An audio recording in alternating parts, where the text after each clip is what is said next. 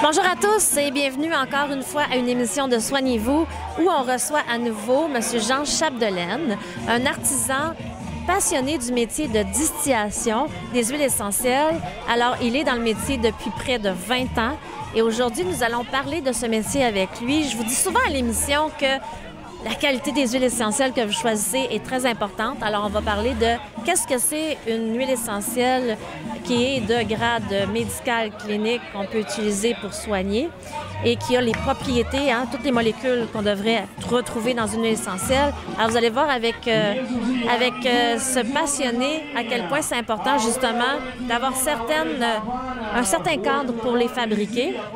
Au début, il va parler justement de sa pratique. On a déjà fait une vidéo ensemble que vous pouvez retrouver sur LuxMedia. Comment retrouver l'émission? Vous allez aller sur luxmedia.info, vous écrivez distillateur, puis vous allez voir apparaître les émissions qu'on a fait avec des distillateurs, puis c'est le seul distillateur avec qui on a fait des émissions au Québec, ça va être facile à retrouver. On rappelle que nous sommes sur le Havana Resort à Maricourt, un endroit où est-ce que vous pouvez venir passer vos vacances. Alors, il y a des condos à louer ici, il y a des terrains de camping, il y a des chalets à louer. Alors, c'est un endroit où est-ce que vous pouvez aussi venir à la journée comme visiteur. Alors, bonjour Jean, ça va bien? Bonjour, ça va bien, certainement. Oui, alors aujourd'hui, je t'ai invité pour faire une entrevue qui est différente de la dernière qu'on avait faite, parce qu'on va enrichir les informations qu'on avait données avec la nouvelle information, puis on va surtout cibler de présenter quelques huiles que tu fabriques. Parfait. Première chose qui est importante de savoir, moi c'est vraiment un choix que j'ai fait de le faire d'une façon artisanale, donc à petit volume pour avoir une qualité optimale. Parce que de l'huile essentielle, c'est quelque chose de quand même d'assez fragile, donc quand on veut faire l'extraction, c'est quand même important d'être conscient de tous les aspects de l'huile, aussi bien énergétique, chimique, etc. Donc, puis l'impact qu'on a aussi sur notre cueillette, etc. Donc, c'est important pour moi, il n'y avait pas d'autre façon de le faire que de le faire à petite échelle pour avoir une qualité optimum. Donc, pour suivre la matière première à partir de la cueillette jusqu'à la mise en bouteille, ça permet le fait de mettre de l'attention à chaque détail, d'arriver au bout avec une huile qualité qui est acceptable pour l'aromathérapie. Tu es tout près d'ici à Deauville. À Danville. Danville, pardon. Ouais. C'est près de Sherbrooke, c'est en Estrie. Donc, les gens peuvent aller aussi faire un atelier pour en savoir plus. Alors, l'atelier, on peut en parler en début d'émission puis à la fin. Oui, c'est le 17 août avec l'Institut d'aromathérapie scientifique. C'est une journée d'à peu près de 10 à 4 heures. Et puis, ce qu'on fait, c'est que en arrivant le matin, je fais cueillir un peu les gens. Là, on fait tout le processus de la distillation de A à Z. Ça fait que les gens vont comprendre un peu plus c'est quoi le processus, les équipements, comment ça fonctionne, c'est quoi la qualité des huiles, c'est quoi les petits détails qu'il ne faut pas échapper, etc. Fait que pendant toute la journée, on distille, je fais travailler les gens, je les fais remplir la cuve. On fait tout le processus jusqu'à la fin, on sort l'huile essentielle, on la sépare, on la décante et puis les gens repartent avec une bouteille d'huile essentielle puis une bouteille d'hydrolat de ce qu'on a fait dans la journée. Fait que les gens ont touché à la matière première le matin puis ils repartent avec une huile essentielle qu'ils ont fait avec la matière qu'ils ont travaillé eux-mêmes. Oui. Et puis, moi, je vous encourage à le faire avec Maurice Nicole parce que c'est lui qui est propriétaire d'Inaroma.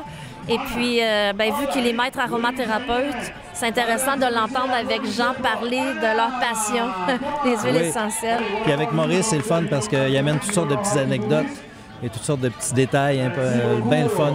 Il amène sa petite saveur en collaboration avec Maurice, c'est toujours agréable.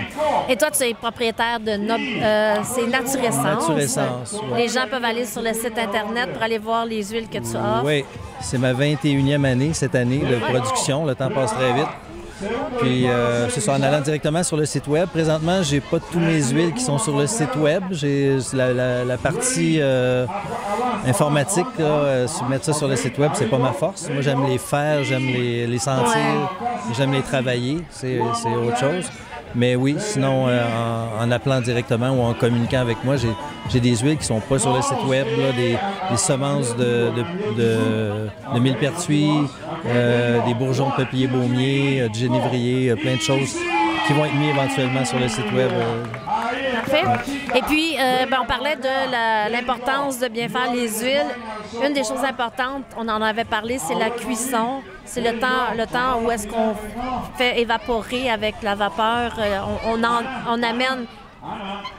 On entraîne les molécules. Oui. Alors ça, c'est pour avoir le totum aromatique qu'on appelle, hein, l'intégralité des molécules qu'on devrait retrouver les plus légères, les plus lourdes. En fait, une huile essentielle, la plante en partant, elle a des fragrances, des molécules aromatiques à l'intérieur d'elle. Puis le but, en faisant l'extraction de l'huile essentielle, c'est de garder l'intégralité des molécules pour arriver à une empreinte aromatique exact, le plus exact possible de la plante pour avoir les effets escomptés de chacune des molécules qu'il y a dedans. Donc, c'est pour ça que c'est important, les huiles essentielles, de s'assurer qu'ils sont distillés d'une bonne façon. Puis parallèlement, je voulais aussi parler peut-être de la certification biologique. Fait que les gens, souvent, ils disent « Ah, ben il faut une huile certifiée bio ». Mais je le comprends très bien. Moi, quand j'achète un légume, mon légume, s'il vient d'un petit maraîcher bio pas loin de chez moi, je sais que ça va être la top qualité. Il met l'attention dans ce qu'il fait. Il s'arrange pour avoir des bons produits. Si j'achète un brocoli en hiver qui vient de la Californie, fait dans des champs de plusieurs dizaines ou centaines d'hectares, c'est peut-être pas le bio que je recherche. C'est un compromis qu'on fait parce qu'on peut pas trouver mieux. Mais les fruits et les légumes, c'est des produits bruts. Donc, c'est un produit on l'achète, il est brut, il n'est pas transformé. Une huile essentielle, c'est quelque chose qui est transformé. Donc, la certification biologique n'a pas vraiment de critères précis sur la transformation. Puis ça, c'est quelque chose de très important parce que c'est ça qui va faire qu'on va avoir une huile avec justement le totum aromatique exact, l'empreinte aromatique exacte.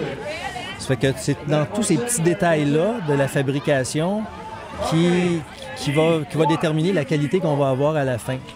Puis, dans la façon de faire, moi, j'ai choisi personnellement de le faire d'une façon artisanale, en petit volume.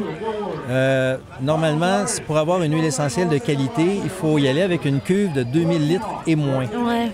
Au Québec, pour ce qui est des conifères, les cuves sont souvent de 10, 20, 30, 40 ou 50 000 litres. On va même utiliser des containers. Et ces huiles-là sont toutes certifiées biologiques.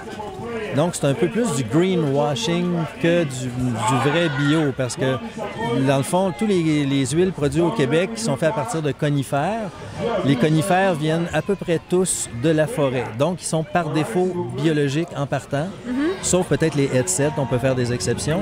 Okay. Mais c'est ça. Donc, par défaut, ils sont biologiques, donc ils ont accès à la certification biologique parce qu'ils viennent de la forêt.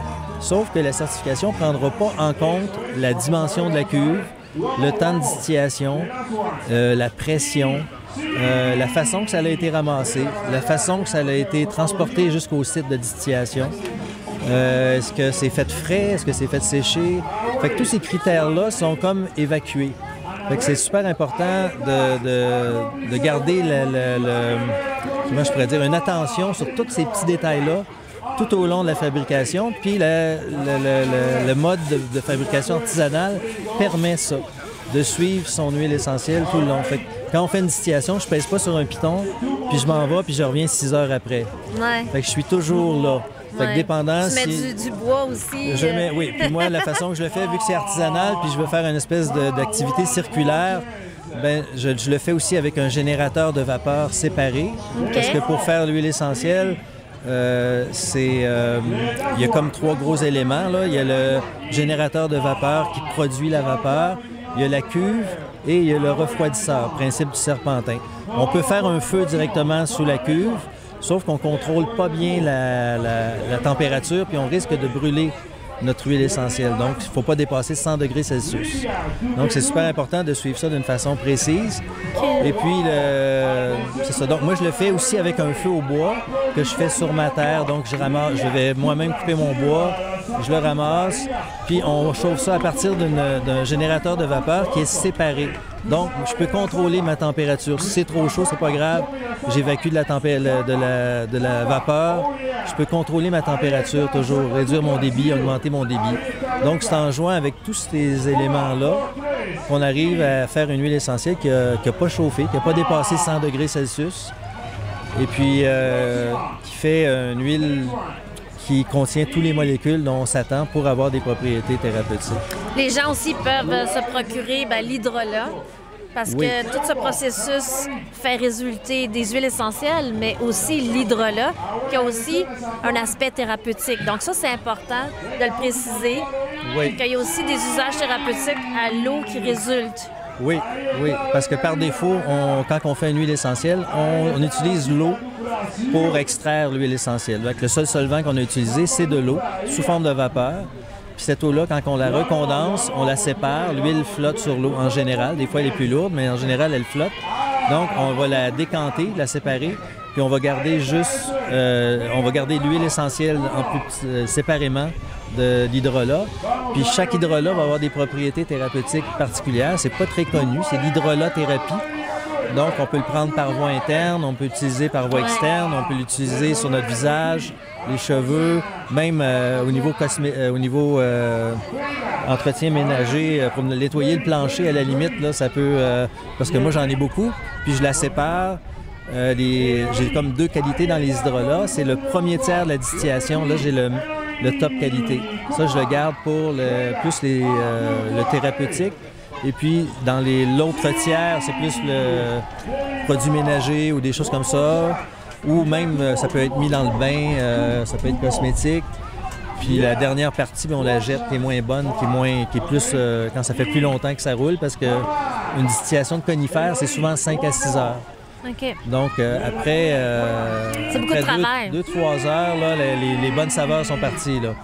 Et l'hydrolat, je tiens à dire qu'on peut les utiliser à l'interne, surtout quand c'est fait par un distillateur soucieux qui récolte les plantes au bon moment dans l'année, tout ça, parce que le moment de la récolte est important aussi. Alors, par exemple, vous avez l'hydrolat de mélèze qui peut être utilisé pour le système nerveux. Hein? C'est un bon neurotonique. Et puis, on peut le donner à des enfants. Et je vous dirais que un défi que je peux vous lancer, c'est que si vous êtes bon du café, vous pourriez éventuellement, au lieu de faire des tisanes, boire l'hydrolat, comme une tasse, un thé que vous faites. Et il y a aussi le thé du Labrador, qui est un hydrolat qu'on peut utiliser, qui va purifier, entre autres, le sang. Et n'oubliez pas que les hydrolats sont utilisés souvent en naturopathie pour nettoyer ce qu'on dit la fosse septique. C'est que ça peut vraiment aller aider au niveau gastro-intestinal pour les gens, par exemple, qui ont des problèmes de digestion, tout ça. Et ça peut venir diminuer l'inflammation intestinale qu'on peut avoir. Donc, les prendre comme ça en hydrolat, c'est vraiment avantageux. Oui, on peut remplacer nos tisanes, se faire une tisane avec un hydrolat, une cuillerée à thé par 2 tasses d'eau environ, ou au goût. On peut même le prendre, moi, comme l'hydrolat d'épinette blanche, je le mélange à du Perrier ou de l'eau gazéifiée. OK. Et puis, parce qu'aujourd'hui, on peut pas conduire en état d'ébriété, évidemment. C'est que quand on va dans une soirée, on veut pas boire. Ben moi, justement, je me fais un petit mélange comme ça d'hydrolat avec de l'eau pétillante. Puis je dirais même que ça me réveille. C'est pas de la cocaïne, là, mais ça nous garde réveillés. Puis ça nous... C'est ça, moi je trouve que c'est une belle alternative, là. Ça coûte pas cher, là, ça coûte rien. Donc... Alors, quand on va faire aussi la trousse des soins d'urgence, je vais vous reparler des hydrolats parce qu'on peut l'utiliser quand les gens ont du zona dans l'œil. Je l'ai utilisé. M. Nicole m'avait coaché pour ça. Le mélèze, parce que quelqu'un avait vraiment du zona dans un œil. On peut pas utiliser directement les huiles essentielles, même sur la paupière. Donc, dans ce temps-là, on va utiliser des hydrolats. L'hydrolat de mélèze, qui est vraiment approprié pour ça, oui. Super. Et on peut utiliser aussi les hydrolats pour tout ce qui est acné, tout ça. Pour les femmes qui veulent se nettoyer la peau avec de quoi qui est assez doux, qui n'est pas avec d'alcool. Oui, c'est ça, exactement. Ouais. Et au niveau des huiles essentielles, si on en parle aujourd'hui, alors Jean distille d'épinette blanche, de l'épinette noire. Ensuite, il y a l'épinette de Norvège. Il y a les pins blancs, pins rouges, pins sylvestres, mélèze, sapin baumier, thuya. Il y a ensuite, dans les fleurs, verge d'or, monarde didyme, la pruche et le thé du Labrador. Alors, je voulais savoir, par exemple, le mélèze, est-ce qu'on peut vraiment le distiller? Excusez-moi, j'ai pas entendu. Le mélèze, est-ce qu'on peut vraiment distiller le mélèze? Oui. Oui? OK. Absolument. Le mélèze, la particularité, c'est que c'est des aiguilles qui restent pas l'hiver, donc il faut absolument le faire en été, contrairement aux autres conifères. Puis on le fait à la fin de la saison. Puis il n'y a pas beaucoup de gens qui en font parce qu'il faut faire attention pour pas... dès qu'on a cueilli, ben là, ça fane. Après 3 jours, c'est fini, là, on ne peut plus rien tirer de ça. Donc, il faut vraiment être précis dans notre façon de faire. On cueille et on distille assez rapidement. On peut laisser sécher légèrement, mais il ne faut pas laisser les bonnes molécules aromatiques s'en aller là, avant le séchage, pendant le séchage. Alors, moi, je voulais vous parler un peu des propriétés thérapeutiques des huiles qu'il a. Alors, au niveau thérapeutique, si on parle de l'épinette noire, bien, elle est cortisone-like.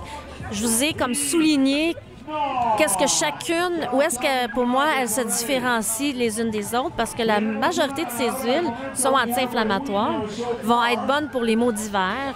Il y en a qui vont être plus expectorantes que d'autres. Il y en a qui sont plus mucolytiques. Quand on dit mucolytique, c'est qu'elles vont liquéfier le mucus pour qu'on puisse, après ça, l'expectorer, le cracher. Alors, épinette noire, cortisone-like, expectorante justement pour les maux d'hiver. Elle est aussi bonne pour les parasitoses intestinales, donc les gens qui ont des parasites au niveau de l'intestin, la teigne, les vers intestinaux.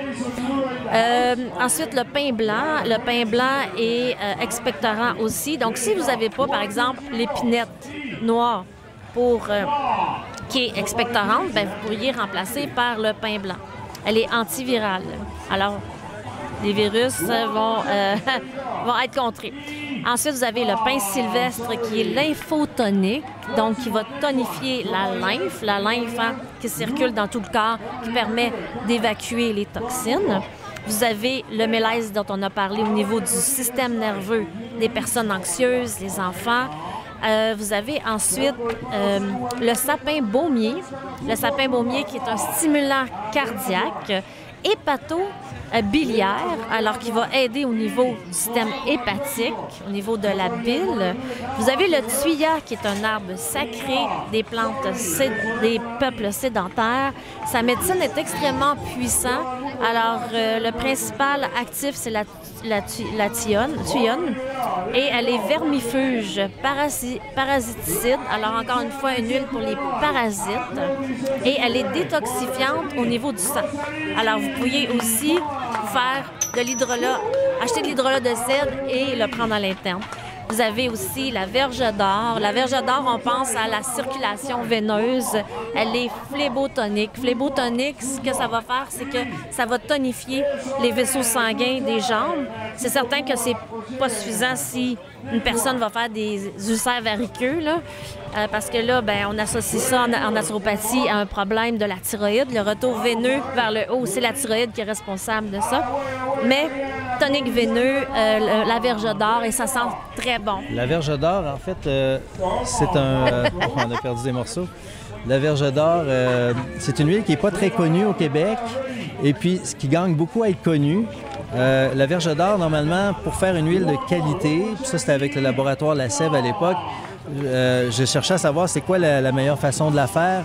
Puis les chimistes là-bas me disaient vraiment qu'il faut aller chercher juste la fleur. Ouais. Et ce qui se fait dans l'industrie présentement, malheureusement, c'est qu'on prend toute la partie aérienne. Ça fait qu'on prend 24 pouces, 36 pouces. La tige, tout. La tige, les feuilles. Ça fait une huile complètement différente. On va chercher d'autres molécules qui sont pas vraiment désirables, fait que ça sent pas vraiment bon. Et puis pour l'effet thérapeutique, ben c'est sûr que ça va être moins efficace aussi. Fait que c'est des petits détails comme ça, c'est de la façon qu'on cueille. Donc c'est un bel exemple, ça, c'est qu'on ramasse vraiment juste la fleur à la main. Fait que c'est beaucoup plus long, c'est pas rentable si on compare avec l'autre façon de faire. Par contre, ça donne une qualité, il y a beaucoup plus c'est plus riche en germacrène D, c'est plus riche il y a plusieurs molécules qui vont être là, qui ne seraient pas là si on faisait toute la plante au complet. Je préfère une analogie avec les huiles de conifères. Les huiles essentielles de conifères, souvent, c'est fait avec on peut aller jusqu'à 7 cm de diamètre, 5 à 7 cm de diamètre de rameau.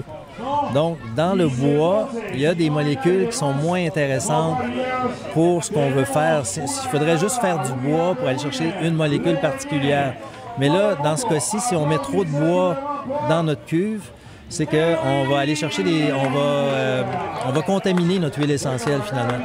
Elle va être de moins bonne qualité. Puis dans l'industrie, c'est ce qu'on retrouve principalement parce que c'est beaucoup trop long. Aller enlever tous les morceaux de bois, séparer les aiguilles des rameaux. Nous, on le fait parce que ça s'est fait à la main, puis c'est artisanal. Fait que c'est tout fait à la machette. Moi, je me souviens de t'avoir vu faire. Ouais, on le fait sur le terrain, on ramasse toutes les branches et puis après on prend branche par branche avec la machette, des machettes d'Amérique du Sud plus légères, qu'on puisse travailler toute la journée avec. On enlève tous les rameaux puis on garde pas plus qu'1 centimètre de bois. Fait qu'il y a une grosse différence entre 1 centimètre et 5 à 7 centimètres. Ouais.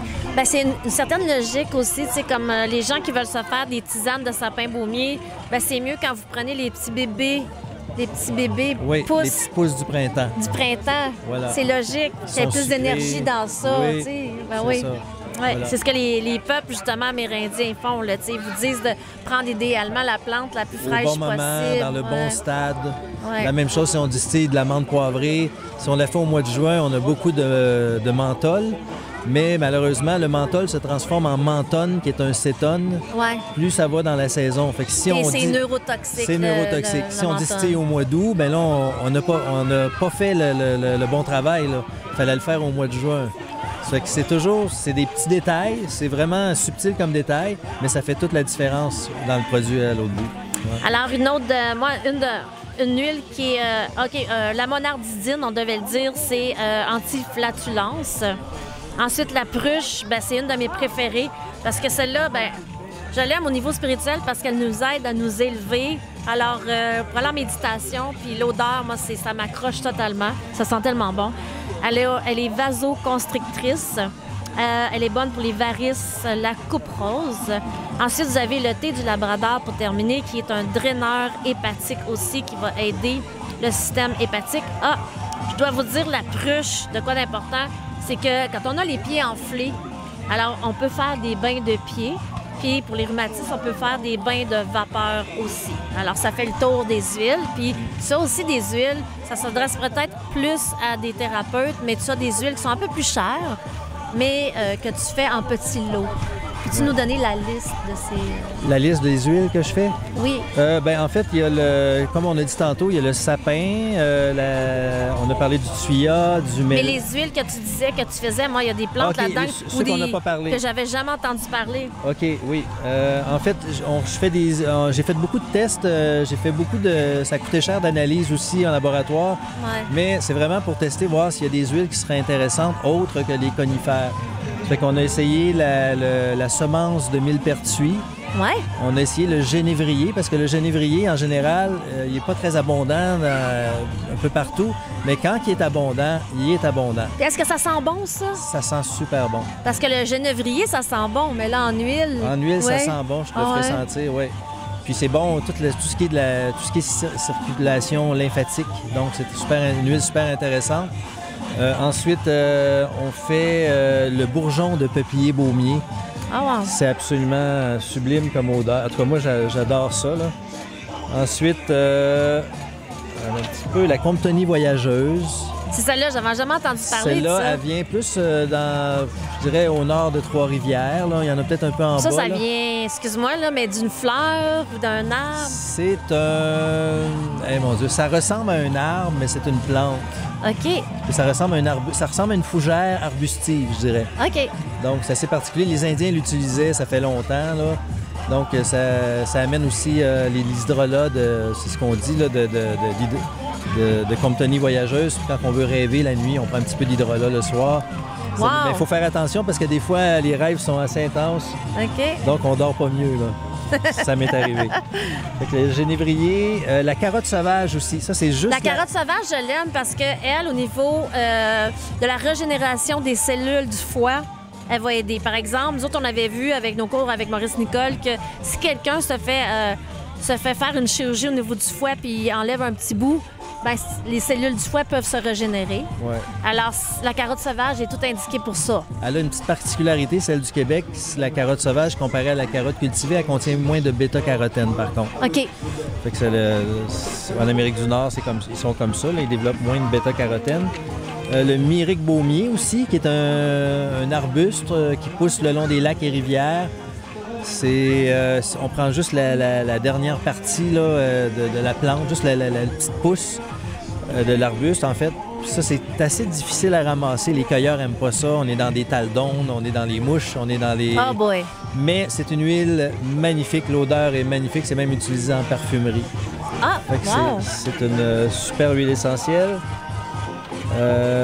La Comptoni, la catère aussi. Ouais, la catère. Ben oui, la catère. L'herbe à chat. L'herbe à chat. Ça pousse très bien ici. Si on a des chats, là, ils font des pirouettes pour J'en vends beaucoup à des propriétaires de chats. L'hydrolat et l'huile essentielle. Pourquoi tu penses qu'ils font ça, les chats? Ça représente quoi pour eux autres? C'est euphorisant, là, j'imagine? C'est comme une drogue pour eux autres. Ça leur amène un effet. Je sais pas. Ils aiment ça. C'est euphorisant. Elle est positivante. Elle doit être positivante, c'est ça. C'est comme wouh! Voilà. Tu sais, c'est comme ils peuvent pas prendre de l'alcool, mais ils peuvent prendre ça. C'est leur dose, eux autres. Ils prennent leur plaisir avec ça. Fait que c'est pas mal ça, les huiles qu'on Parce que moi, je fait. m'en souviens, j'avais été chez M. Nicole. Il en avait mis sur mon bas. Okay. Là, son chat, il me graffinait, il mordait le pied. Là, je disais, aïe, c'est... Ouais, j'ai beaucoup de propriétaires de chats qui l'achètent pour leur chat. Ben, je pense qu'il y a de l'herbe à chat qui peuvent les chats mangent l'herbe, aussi. mais là, c'est plus concentré, l'huile. Oui, voilà. Ben, écoute, merci, Jean. Ben, ça m'a fait Je plaisir. vous rappelle que vous pouvez retrouver des informations sur l'entreprise de Jean Chapdelaine sur naturescence.com. Naturescence en un mot, juste un E au milieu, .qc.ca. OK. Ouais. Et puis, tu donnes l'atelier le 17 août. Cet été, on peut s'inscrire sur le site web de l'Institut d'aromathérapie scientifique directement. Oui, je pense que c'est inaroma.ca. Je ne veux pas me prononcer, je ne suis pas certain. Sinon, vous cherchez sur Yahoo, Institut Institut d'aromathérapie scientifique. Voilà. Il y en a juste une au Québec. Alors, merci d'avoir été à l'écoute. Puis je vous encourage à aller visiter le site de Jean. Et en dehors de l'atelier, les gens peuvent prendre rendez-vous pour aller te visiter, acheter des huiles sur place. C'est toujours ouvert sur place, oui. Il s'agit d'appeler avant pour s'assurer que je sois là. Merci. Merci beaucoup. Bonne journée. Merci à tous. Bye bye. Au revoir. Merci.